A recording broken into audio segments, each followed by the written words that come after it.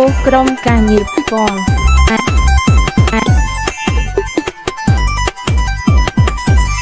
ហូសាប៊ីអាយ៉ាបាទអ្នកណាអាយ៉ាតោះសូមអញ្ជើញមកការហូបហូការផ្សាយបន្តផ្ទាល់សម្រាប់របៀបក្រុមនិងរបៀបបុរាណនិងសំដៅលោហៈធាតុ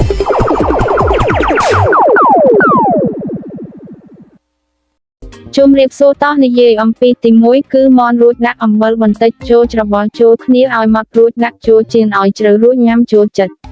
ជម្រាបសួរតោះនិយាយអំពីទី1គឺមាន់រួចដាក់អំបិលបន្តិចចូលច្របល់ចូលគ្នាឲ្យម៉ត់រួចដាក់ចូលចៀនឲ្យជ្រៅរួចញ៉ាំចូលចិត្ត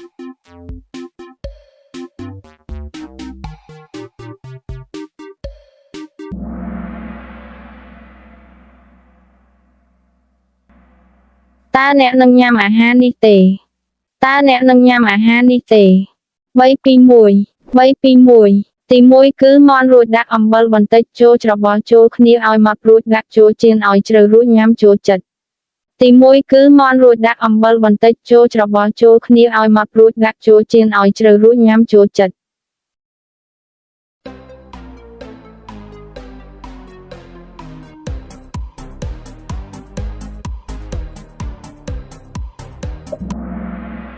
ដែលត្រូវបានរីករាយនឹងសំណួរអំពីទី1គឺមាន់រួចដាក់អំបិលបន្តិចចូលច្របល់ចូលគ្នាឲ្យម៉ត់រួចដាក់ចូលចៀនឲ្យជ្រៅរួចញ៉ាំចូលចិត្តដែលត្រូវបានរីករាយនឹងសំណួរអំពីទី1គឺមាន់រួចដាក់អំបិលបន្តិចចូលច្របល់ចូលគ្នាឲ្យម៉ត់រួចដាក់ចូលចៀនឲ្យជ្រៅរួចញ៉ាំចូលចិត្ត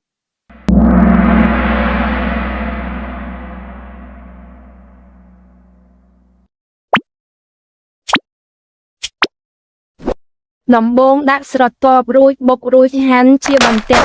រួចយកសម្បកចេញរួចដាក់ប្រហិតសាច់គោរួចរុំប៊ីចេងរួចដាក់ស៊ុតម្សៅនិងអំបិលរួចបំពងឲ្យជ្រៅរួចទទួលទានជាការស្រេចមុនដំបូងកាត់សាច់មាន់ចូលរួចរុំជាចំណិត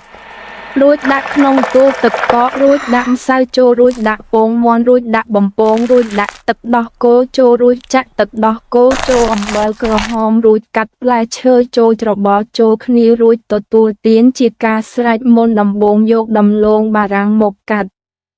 រួចដាក់ទឹករួចដាក់អំបិលប៉ាក់កណ្ដាលនិងអំបិលក្រហមធម្មតាថែទាំនឹងម្ទេសនិងស្លឹកខ្ទឹមរួចច្របល់ចូលគ្នារួចដាក់ពងមាន់បំពងរួចដាក់ពងមាន់បំពងរួចដាក់អំបិលចូលរួចដាក់ស្លឹកខ្ទឹមចូលទទួលទានជាការស្រេច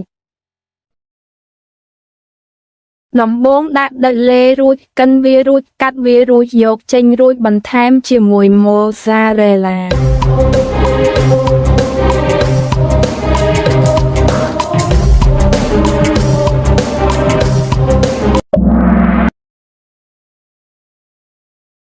រួចរុំប៊ីចេងរួចដាក់ស៊ុតនិងម្សៅនិងអំបិលរួចចៀនឲ្យជ្រៅរួចញ៉ាំចូលចិត្ត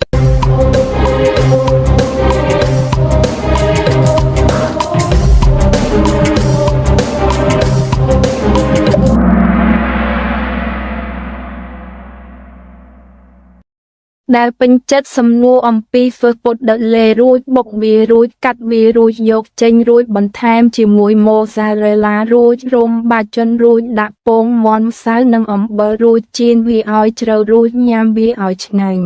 យើងទទួលបានវេទិកាសម្រាប់របៀបក្រុមសម្រាប់ចម្លើយពេលនេះដល់ពេលដែលយើងត្រូវលើកវាឡើងដើម្បីទប់ដៃពេលនេះវាជាការហូបបាត់បង់ការផ្សាយបន្តផ្ទាល់ជួបគ្នាពេលក្រោយជួបគ្នាពេលក្រោយហើយជួបគ្នាពេលក្រោយ